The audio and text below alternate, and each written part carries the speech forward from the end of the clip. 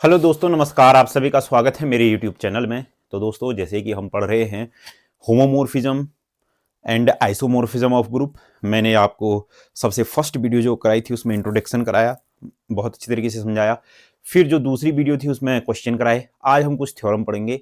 तो दोस्तों देखो, ऐसा है, अब जो थ्योरम आएंगे ना, जितनी भी थ्योरम आएंगी, ये सब पुरानी क्लासों से रिलेटेड होंगी। आपने सब ग्रुप अच्छे से पढ़ा होना चाहिए, नॉर्मल सब ग्रुप अच्छे से पढ़ा होना चाहिए। मतलब आपने जो पुरानी चीजें हैं अच्छे से पढ़ी होनी चाहिए, तभी समझ में आएगा। ऑर्डर ऑफ ग्रुप अच्छे से पढ़ा होना चाहिए, order of element of group अच्छे से पढ़ा होना चाहिए। अगर आपने वो पढ़ा होगा, अगर आपने मेरी वीडियो देखी होंगी, एक एक बार वीडियो देखी होगी, चीजों को समझा होगा, तो आपको ये अच्छे से समझ में आएगा। ठीक है ना। मैं कोई सा भी टॉपिक आपको कम समय में अच्छा समझाने की कोशिश कर रहा हूँ। तो शुरू करते हैं फिर। आज का हमारा ये थ्योरम है, आज सिर्फ यही थ्योरम रहेगा। अगर f आपके पास कोई होमोमॉर्फिज्म है g से g डैश पर, सबसे पहले जो मेरे को दिया गया है f is homomorphism of g dash. f homomorphism दिया गया है g से g डैश पर, f दिया गया है मेरे से g से g डैश पर। तब देन f डिफाइंड एज, तब देन जो f होगा f is defined as, f defined as कैसे डिफाइंड एज होता है मेरे पास, f a into B is equal to क्या होता है, F A into F B. ठीक है ना। ये बात समझ में आई है? नहीं समझ में आई है? ये सिर्फ दो एलिमेंटों के लिए नहीं होता है, ये बहुत सारे एलिमेंटों के लिए भी होता है। मान लीजिए F A B C D मेरे पास है, तो इसके लिए क्या हो जाएगा, फिर एफ ए हो जाएगा, ये एफ बी हो जाएगा, ये एफ सी हो जाएगा, और ये एफ डी हो जाएगा। आई नहीं बात समझ में? इसको मैं ऐसे भी कह सकता हूँ, देखो, इसको एक एलिमेंट माना, इसको दूसरा एलिमेंट माना, ऐसे ऐसे भी कर सकते हैं ना।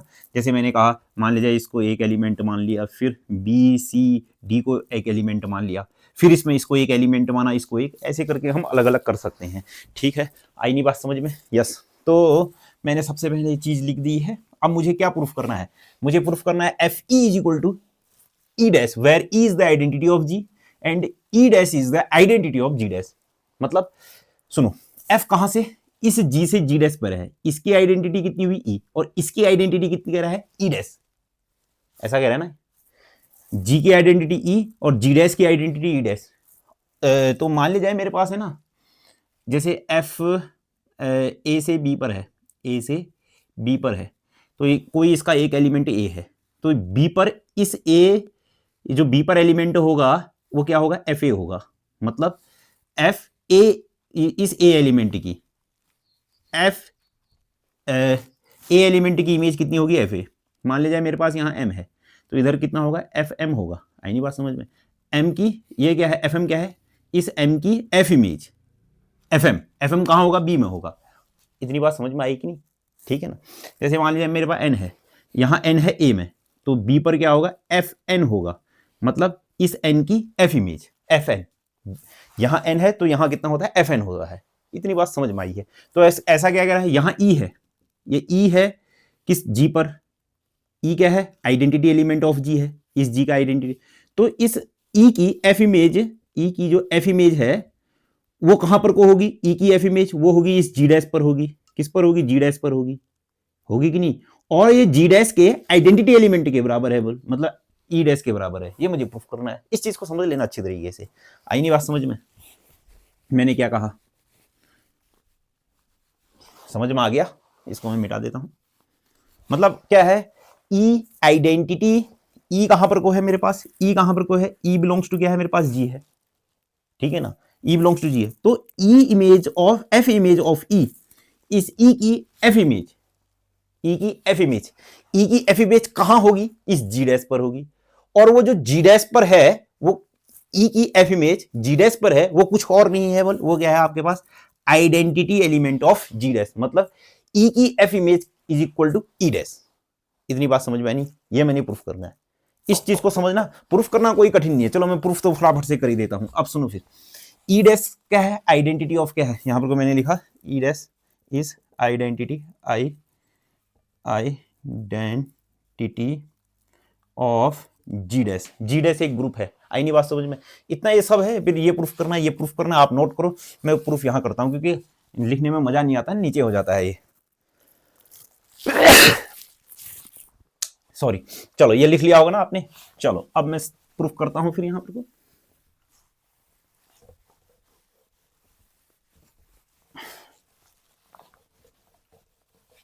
ये सब आपने लिख लिया होगा, मैं तीनों को बाद में सॉल्व कराते रहूंगा, ठीक है। तो आप एक बात सुनो, ई डैश आइडेंटिटी एलिमेंट है किसका, जी डैश का, क्योंकि ये मेरे को दिया ही है, लिखा है ना, where E is the identity element of G and E dash is the identity element of G dash, ठीक है। किसी भी एलिमेंट को देखो जी डैश के किस, जी डैश का आइडेंटिटी एलिमेंट, और जी डैश में कैसे एलिमेंट होंगे, मैंने आपको बताया ना, अगर इस जी में ए है तो जी डैश पे कैसा होगा वो एफ ए, मतलब एफ इमेज ऑफ ए। अगर इस जी में बी है तो जी डैश में कैसा होगा एफ इमेज ऑफ बी होगा। तो बताओ इनटू एफ ए, ये एफ ए किसका एलिमेंट है, जी डैश का एलिमेंट है। आइडेंटिटी किसका है, जी डैश का है। किसी भी एलिमेंट को उसके आइडेंटिटी, किसी भी एलिमेंट को उसके आइडेंटिटी एलिमेंट के साथ ऑपरेट करने पर क्या आता है, एलिमेंट ही आता है। क्या मैं इसको ऐसा लिख सकता हूं फिर, अब ये ए किसका है, ए किसका है, इस जी का है, तो क्या क्या ए की जगह ई ए लिख सकता हूं कि नहीं, यस। अब देखो एफ क्या है, होमोमोर्फिज्म है, क्या ये ऐसा हो जाएगा F A into F E, F A into F E, और ई डैश और ये क्या है एफ ए, क्या इस एफ ए से एफ ए गया, हाँ क्यों, क्योंकि जी डैश ये सब F A F E F B ये सब किसके एलिमेंट हैं, ये सब है F A F B F B, ये सब जी डैश के एलिमेंट हैं। जी डैश क्या है, ग्रुप, और ग्रुप क्या कैंसिलेशन लॉ को होल्ड करता है। तो लो भाई साहब पहला रिजल्ट आ गया मेरे पास, आई नहीं बात समझ में, समझ गए कि नहीं समझ गए, क्या है कुछ नहीं थ्योरम, बस थोड़ा सा ध्यान रखना है जो मैंने आपको बता रखा है। एफ अगर यहाँ पर से ये जी है और ये जी डैश है, या फिर कोई भी ग्रुप कोई भी सेट हो ना, मान लीजिए कोई एक मैपिंग दी गई है ए से बी पर या एम से एन पर दी गई है, इसके जो एलिमेंट हैं वो कितने होते हैं ए बी सी, तो ये एन, ये जो ए है ना इसकी एफ इमेज एन में जाकर के कितनी हो जाएगी एफ ए, इसका क्या हो जाएगा एफ बी, और सी की एफ इमेज एन में जाकर के कितनी हो जाएगी एफ सी, आई नहीं बात समझ में। तो ये F A F B F C ये किसके एलिमेंट है, एन के एलिमेंट है। तो ऐसा ही तो प्रश्न कह रहा था ये मेरे से, क्या कह रहा था कि अगर मान लीजिए आइडेंटिटी एलिमेंट ऑफ जी है, ठीक है ना, और इसकी F image of identity element of G is equal to क्या हो जाएगा फिर आपके पास ई डैश, मतलब एफ आइडेंटिटी एलिमेंट की जो एफ इमेज है वो कुछ और नहीं है, वो क्या है जी डैश के आइडेंटिटी एलिमेंट के बराबर है। इस चीज को समझ लेना, ठीक है ना, F image of identity element is equal to identity element of G dash, ठीक। चलो फिर दूसरा थ्योरम मैं प्रूफ करता हूं, ये आपने नोट कर लिया होगा, यस।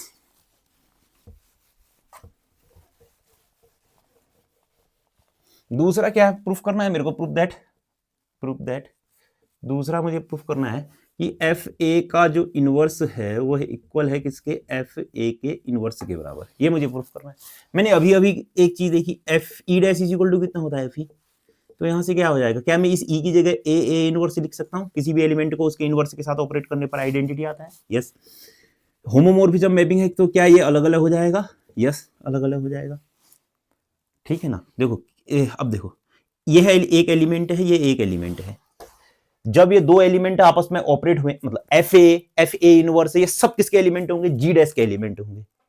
तो जी डैश के दो एलिमेंट आपस में ऑपरेट हुए हैं और आइडेंटिटी आ गया है, क्योंकि E dash identity of G dash है। जब दो एलिमेंट आपस में ऑपरेट होकर आइडेंटिटी आता है, जब दो एलिमेंट आपस में ऑपरेट होकर के आइडेंटिटी आता है तो एक एलिमेंट दूसरे एलिमेंट का इनवर्स कहलाता है। तो ये जो एफ ए का जो होल इनवर्स होगा क्या कहलाएगा फिर आपके पास, एफ ए इनवर्स। आई नहीं बात समझ में, आया। जब ये दो एलिमेंट आपस में ऑपरेट होकर के आइडेंटिटी बनाते हैं तो इसका मतलब एक एलिमेंट दूसरे एलिमेंट का इनवर्स है। आई नहीं बात समझ में, ठीक।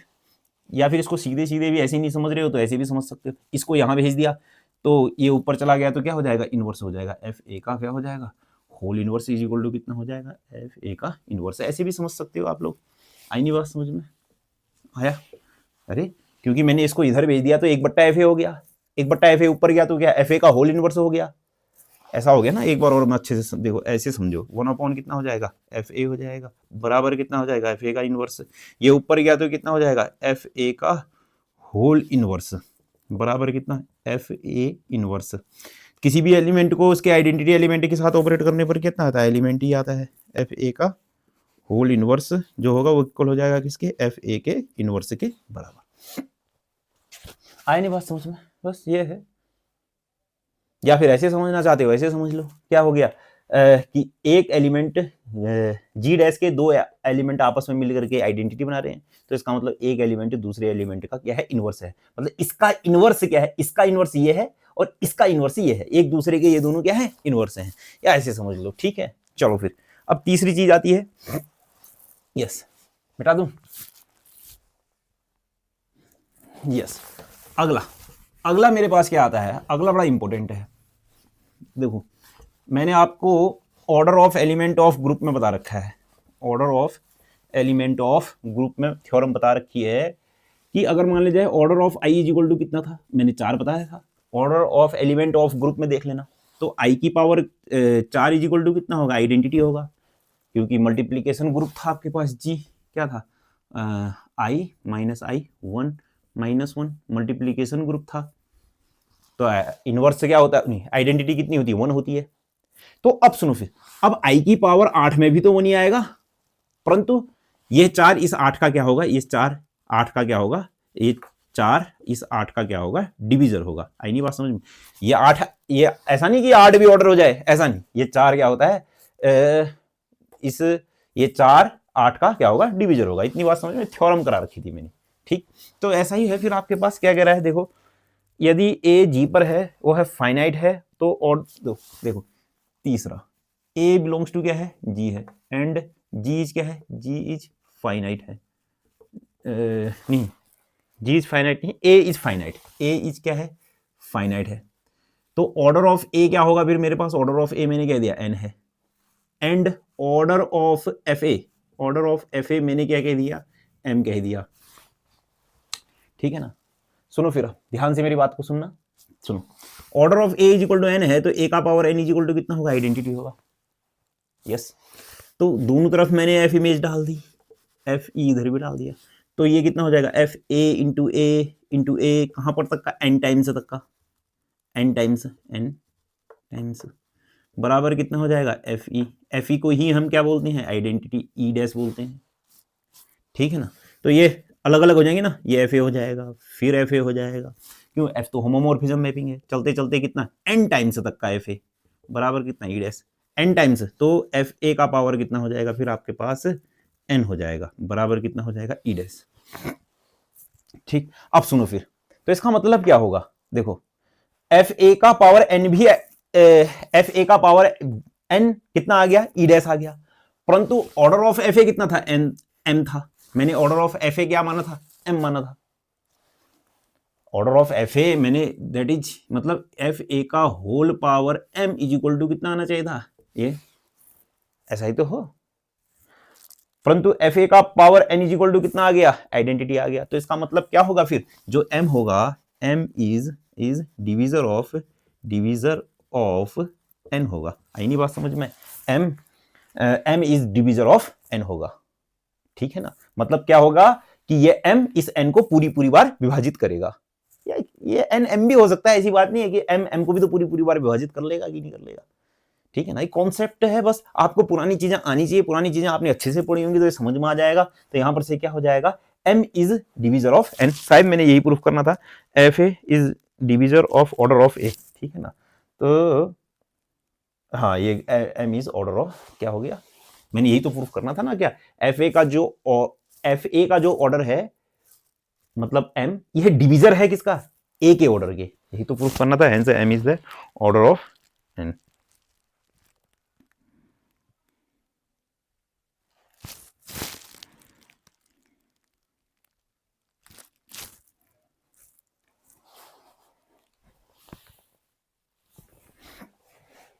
इतनी बात समझ में आई है कि नहीं आई आप लोगों को।